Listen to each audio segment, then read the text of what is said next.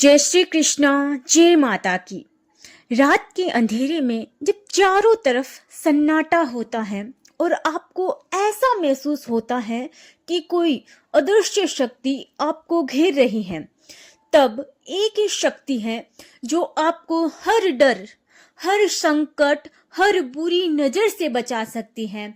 वो है दुर्गा कवच। लेकिन सावधान, दुर्गा कवच सिर्फ एक पाठ नहीं है, यह एक ऐसा दिव्य अस्त्र है जिसे सही तरीके से किया जाए तो जीवन बदल सकता है। कहते हैं जब देवता भी असुरों के सामने हारने लगे थे, तब उन्होंने पुकारा माँ दुर्गा को, और तभी प्रकट हुआ एक ऐसा कवच जिसने उन्हें अजय बना दिया। यह कवच सिर्फ शरीर की नहीं, आपकी आत्मा की भी रक्षा करता है।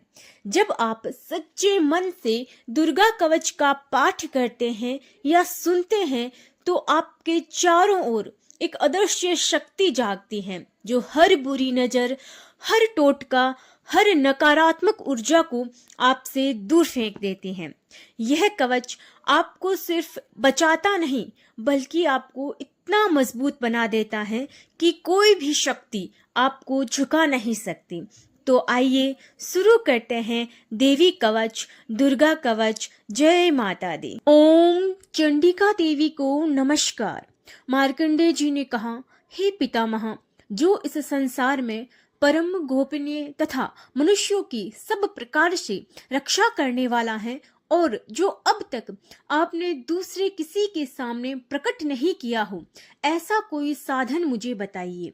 ब्रह्मा जी बोले, हे ब्राह्मण, ऐसा साधन तो एक देवी का कवच ही है जो गोपनीय से भी परम गोपनीय है, पवित्र तथा संपूर्ण प्राणियों का उपकार करने वाला है। हे महामुने, उसे श्रवण करो। देवी की 9 मूर्तियां हैं जिन्हें नव दुर्गा कहते हैं। उनके पृथक पृथक नाम बतलाए गए हैं।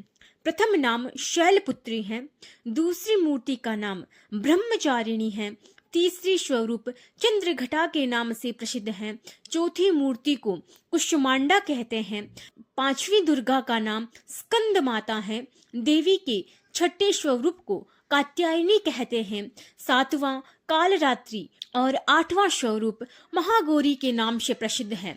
नवीं दुर्गा का नाम सिद्धिदात्री है। ये सब नाम सर्वज्ञ महात्मा वेद भगवान के द्वारा ही प्रतिपादित हुए हैं। जो मनुष्य अग्नि में जल रहा हो, रणभूमि में शत्रुओं से गिर गया हो, विषम संकट में फंस गया हो, तथा इस प्रकार भय से आतुर होकर जो भगवती दुर्गा की शरण में प्राप्त हुए हो, उनका कभी कोई अमंगल नहीं होता। युद्ध के समय संकट में पड़ने पर भी उनके ऊपर कोई विपत्ति दिखाई नहीं देती। उन्हें शोक, दुख और भय की प्राप्ति नहीं होती। जिन्होंने भक्ति पूर्वक देवी का स्मरण किया है, उनका निश्चय ही अभ्युदय होता है। देवीश्वरी, जो तुम्हारा चिंतन करते हैं, उनकी तुम निसंदेह रक्षा करती हो। चामुंडा देवी प्रेत पर आरूढ़ होती हैं, वाराही भैंसे पर सवारी करती हैं, ऐन्द्री का वाहन ऐरावत हाथी है, वैष्णवी देवी गरुड़ पर ही आसन जमाती हैं, माहेश्वरी वृषभ पर आरूढ़ होती हैं, कौमारी का वाहन मयूर है। भगवान विष्णु की प्रियतमा लक्ष्मी देवी कमल के आसन पर विराजमान हैं और हाथों में कमल धारण किए हुए हैं। वृषभ पर आरूढ़ ईश्वरी देवी ने श्वेत रूप धारण कर रखा है। ब्राह्मी देवी हंस पर बैठी हुई हैं और सब प्रकार के आभूषणों से विभूषित हैं। इस प्रकार से सभी माताएं सब प्रकार की योग शक्तियों से संपन्न हैं। इनके सिवा और भी बहुत सी देवियां हैं जो अनेक प्रकार के आभूषणों की शोभा से युक्त तथा नाना प्रकार के रत्नों से सुशोभित हैं। ये संपूर्ण देवियां क्रोध में भरी हुई हैं और भक्तों की रक्षा के लिए रथ पर बैठी दिखाई देती हैं। ये शंख, चक्र, गदा, शक्ति, हल और मूसल, खेटक और तोमर, परशु तथा पाश, कुंत और त्रिशूल और उत्तम शारंग, धनुष आदि अस्त्र शस्त्र अपने हाथों में धारण करती हैं। दैत्यों के शरीर का नाश करना, भक्तों का अभयदान देना और देवताओं का कल्याण करना, यही उनके शस्त्र धारण का उद्देश्य है। कवच आरंभ करने से पहले इस प्रकार प्रार्थना करनी चाहिए। महान रुद्र रूप, अत्यंत घोर पराक्रम, महान बल और महान उत्साही वाली देवी, तुम महान भय का नाश करने वाली हो, तुम्हें नमस्कार है। तुम्हारी ओर देखना भी कठिन है। शत्रुओं का भय बढ़ाने वाली जगदम्बिके, मेरी रक्षा करो। पूर्व दिशा में ऐन्द्रिय मेरी रक्षा करे। अग्निकोण में अग्नि शक्ति, दक्षिण दिशा में वाराही तथा नेत्रेय कोण में खड्गधारिणी मेरी रक्षा करे। पश्चिम दिशा में वारुणी और वायव्य कोण में मृग पर सवारी करने वाली देवी मेरी रक्षा करे। उत्तर दिशा में कौमारी और ईशान कोण में शूलधारिणी देवी रक्षा करे। ब्राह्मणी, तुम ऊपर की ओर से मेरी रक्षा करो और वैष्णवी देवी नीचे की ओर से मेरी रक्षा करे। इसी प्रकार शव को अपना वाहन बनाने वाली चामुंडा देवी दसों दिशाओं से मेरी रक्षा करे। जया आगे से और विजया पीछे की ओर से मेरी रक्षा करे। वाम भाग में अजिता और दक्षिण भाग में अपराजिता रक्षा करे। उद्योतिनी शिखा की रक्षा करे। उमा मेरे मस्तक पर विराजमान होकर रक्षा करे। ललाट में मालाधरी रक्षा करे और यशस्विनी देवी मेरी बोहों की संरक्षण करे। बोहों के मध्य भाग में त्रिनेत्रा और नुथुनों की यमघटा देवी रक्षा करे। दोनों नेत्रों के मध्य भाग में शंखिनी और कानों में द्वारवासिनी रक्षा करे। कालिका देवी कपोलों की तथा भगवती शांकरी कानों के मूल भाग की रक्षा करे। नासिका में सुगंधा और ऊपर के होठ में चर्चिका देवी रक्षा करे। नीचे के होठ में अमृतकला तथा जिह्वा में सरस्वती देवी रक्षा करे। कौमारी दांतों की और चंडिका कंठ प्रदेश की रक्षा करे। चित्रघटा गले की, घाटी की और महामाया तालु में रहकर रक्षा करे। कामाक्षी ठोडी की और सर्वमंगला मेरी वाणी की रक्षा करे। भद्रकाली ग्रीवा में और धनुर्धरी पृष्ठवंश में रहकर रक्षा करे। कंठ में बाहरी भाग में नीलग्रीवा और कंठ की नली में नल कुबेरी रक्षा करे। दोनों कंधों में खड़ंगिनी और मेरी दोनों भुजाओं की व्रजधारिणी रक्षा करे। दोनों हाथों में दंडिनी और अंगुलियों में अंबिका मेरी रक्षा करे। शूलेश्वरी नखों की रक्षा करे। कुलेश्वरी कुक्षी पेट में रहकर रक्षा करे। महादेवी दोनों स्तनों की और शोक विनाशिनी देवी मन की रक्षा करे। ललिता देवी हृदय में और शूल धारिणी उदर में रहकर मेरी रक्षा करे। नाभि में कामिनी और गुहा भाग की गुहेश्वरी रक्षा करे। पूतना और कामिका लिंग की और महिषवाहिनी गुदा की रक्षा करे। भगवती कटी भाग में और विंध्यवासिनी घुटनों की रक्षा करे। संपूर्ण कामनाओं को देने वाली महाबला देवी दोनों पिंडलियों की रक्षा करे और नारसिंही दोनों घुटियों की और तेजसी देवी दोनों चरणों के पृष्ठ भाग की रक्षा करे। श्री देवी पैरों की अंगुलियों में और तलवासिनी पैरों के तलवों में रहकर रक्षा करे। अपने दाढ़ों के कारण भयंकर दिखाई देने वाली दष्ट्रा कराली देवी नखों की और उदर्व केशनी देवी केशों की रक्षा करे। रोम वालियों के छिद्रों में कोबेरी और त्वचा के लिए वागेश्वरी देवी रक्षा करे। पार्वती देवी रक्त, मंजा, वशा, मांस, हड्डी और मेद की रक्षा करे। आंतों की कालरात्रि और पित्त की मुकुटेश्वरी रक्षा करे। मूलाधार आदि कमल कोशों में पद्मावती देवी और कफ में चूड़ामणि देवी स्थित होकर रक्षा करे। नख के तेज की ज्वालामुखी रक्षा करे, जिसका किसी भी अस्त्र से भेदन नहीं हो सकता। वह अभेद्या देवी शरीर की समस्त संधियों में रहकर रक्षा करे। ब्राह्मणी, आप मेरे व्यय की रक्षा करे। छत्रेश्वरी छाया की तथा धर्म धारिणी देवी मेरे अहंकार, मन और बुद्धि की रक्षा करे।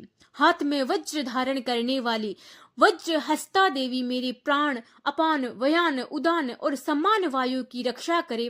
कल्याण से शोभित होने वाली भगवती कल्याण शोभना मेरे प्राण की रक्षा करे। रस, रूप, गंध, शब्द और स्पर्श इन विषयों का अनुभव करते समय योगिनी देवी रक्षा करे तथा सत्व गुण, रजोगुण और तमोगुण की रक्षा सदा नारायणी देवी करे। वाराही आयु की रक्षा करे। वैष्णवी धर्म की रक्षा करे तथा चक्रिणी, चक्र धारण करने वाली देवी यश, कीर्ति, लक्ष्मी, धन और विद्या की रक्षा करे। इंद्राणी, आप मेरे गोत्र की रक्षा करे। चंडी के, तुम मेरे पशुओं की रक्षा करो। महालक्ष्मी, पुत्रों की रक्षा करे। और भैरवी, पत्नी की रक्षा करे। मेरे पथ की शुपता तथा मार्ग की क्षेम करी रक्षा।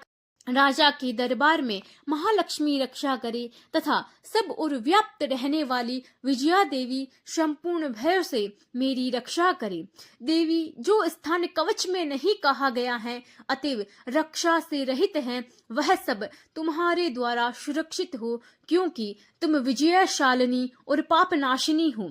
यदि अपने शरीर का भला चाहे तो मनुष्य बिना कवच के कहीं एक पग भी न जाए। कवच का पाठ करके ही यात्रा करे। कवच के द्वारा सब ओर से सुरक्षित मनुष्य जहाँ जहाँ भी जाता है वहाँ वहाँ उसे धन लाभ होता है तथा संपूर्ण कामनाओं की सिद्धि करने वाली विजय की प्राप्ति होती है। वह जिस जिस अभिष्ट वस्तु का चिंतन करता है उसको निश्चय ही प्राप्त कर लेता है। वह पुरुष इस पृथ्वी पर तुलना रहित महान ऐश्वर्य का भागी होता है। कवच से सुरक्षित मनुष्य निर्भय हो जाता है। युद्ध में उसकी पराजय नहीं होती तथा वह तीनों लोकों में पूजनीय होता है।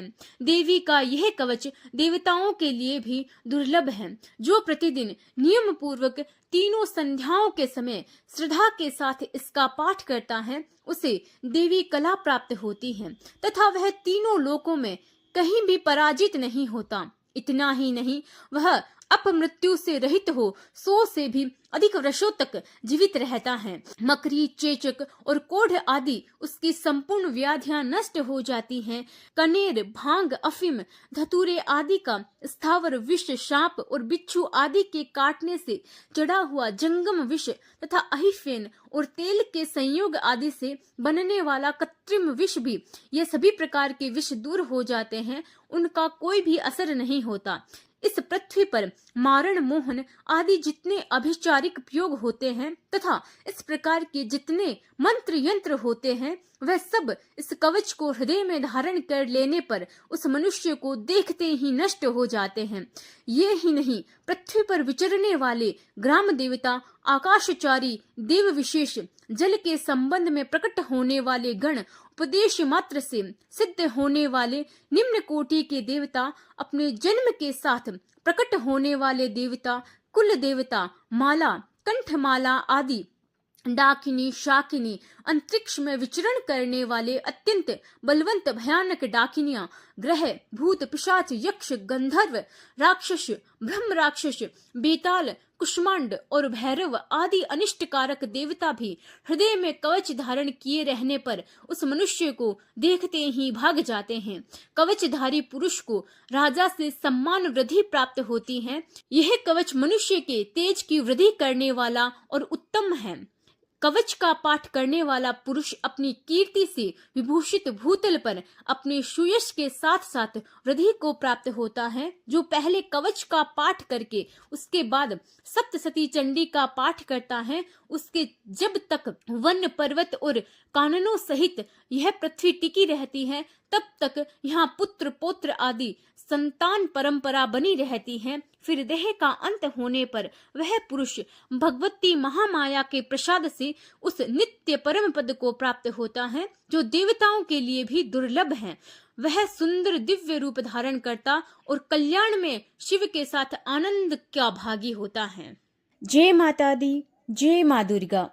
अगर आप भी चाहते हैं कि आपके जीवन में शांति, सुरक्षा और शक्ति बनी रहे तो आज से ही, अभी से ही माँ दुर्गा के इस दिव्य कवच को अपने जीवन का हिस्सा बना लीजिए और कमेंट में जय माता दी जरूर लिखें, क्योंकि जहाँ माँ का नाम लिया जाता है वहाँ हर अंधेरा खुद ही समाप्त हो जाता है।